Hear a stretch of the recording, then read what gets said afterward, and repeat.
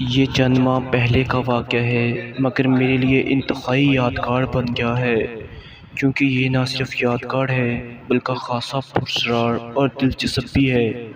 میرے بی اے کے امتحان ہونے والے تھے، مگر ان سے کچھ ہی دن پہلے اچانک میری طبیعت خراب ہو گئی۔ کئی روز تک بستر سے ہلا جلا بھی نہ گیا۔ نکاہت اس قدر تھی کہ بستر سے اٹھتی تو سر چکرانے لگتا اور مجبوراً مجھے دوبارہ لیٹ جانا پڑتا۔ اس سب میں میری پڑھائی بھی ڈسٹرب ہو کر رہ گئی تھی۔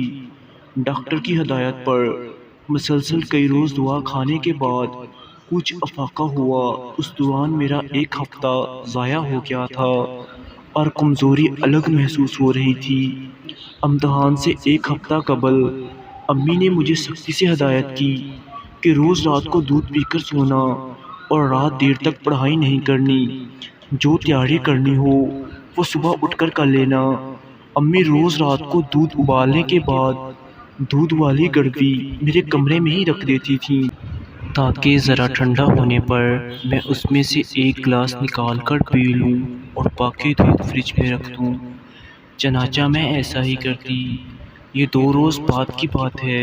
میں پڑھائی ختم کرنے کے بعد اٹھی، دودھ والی گڑوی سے دودھ نکال کر گلاس میں ڈالا اور خود پینے کے بعد یہ سوچ کر لیٹ گئی کہ ابھی دودھ گرم ہے، تھوڑی دیر بعد اسے فریج میں رکھ دوں گی۔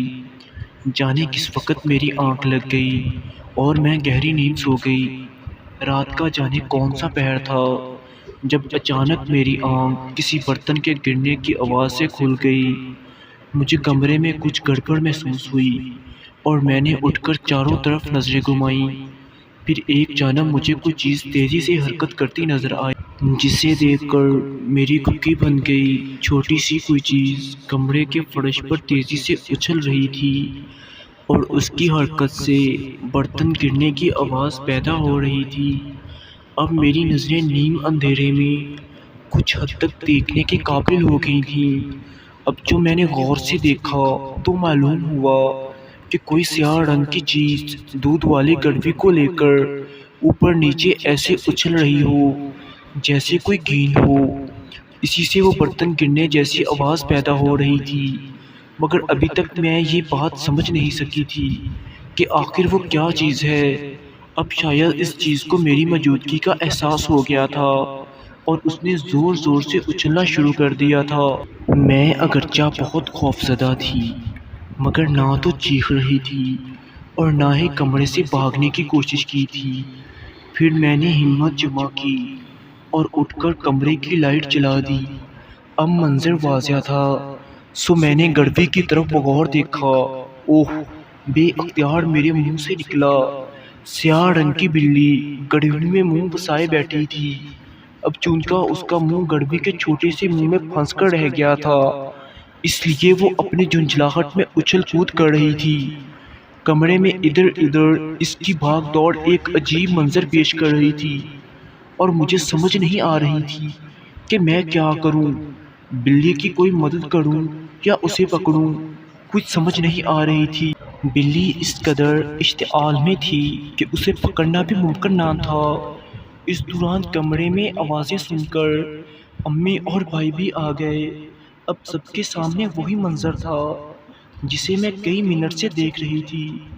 کسی کو بھی میری طرح اس صورتحال کا حل سمجھ نہیں آ رہا تھا۔ پھر قدرت نے خود ہی اس کا حل نکال دیا۔ بھاگتی ہوئی بلی اچانک دیوار سے ٹکرائی اور پھر اس نے اپنے زور سے سر کو جھٹکا دیا۔ تبھی اس کا سر گڑوی سے نکل آیا۔ کچھ دیر کے لیے بلی ٹھٹکی، جیسے وہ بھی منظر دیکھ کر حیران ہوئی ہو، اور پھر اس نے ہم سب کو حیران کرتے ہوئے کمرے میں لگے کولر کی طرف دوڑ لگا دی، مگر جلد بازی میں وہ کولر کے اوپر لگے ہوئے ہارڈ بورڈ میں الجھ گئی اور اسے دوبارہ واپس آنا پڑا۔ اب اس کے تیور اور خطرناک تھے۔ وہ اڑاتی ہوئی ادھر ادھر بھاگ رہی تھی اور اسے راستہ نہیں مل رہا تھا۔ پھر وہ میرے کمرے سے باہر نکلی اور ٹی وی لانچ کی طرف دوڑی۔ اب بھائی نے آگے بڑھ کر ٹی وی لانچ سے باہر جانے والا دروازہ کھول دیا۔ بلی فوراً اس طرف آئی اور باہر نکل گئی اور یوں یہ معاملہ ختم ہو گیا۔ اب اس بات پر غور شروع ہوئی کہ بلی کے ساتھ کیا ہوا اور کیسے ہوا۔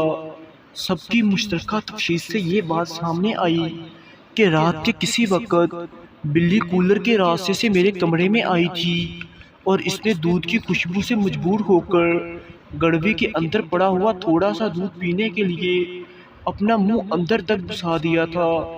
بس پھر اس کے ساتھ وہی ہوا جو اوپن بیان کر چکی ہوں۔ تو دوستو، امید ہے آپ کو یہ ویڈیو پسند آئی ہوگی، اور اگر آپ ایسی مزید انٹرسٹنگ ویڈیوز دیکھنا چاہتے ہیں تو ہمارے چینل کو سبسکرائب کریں۔ والسلام، شکریہ۔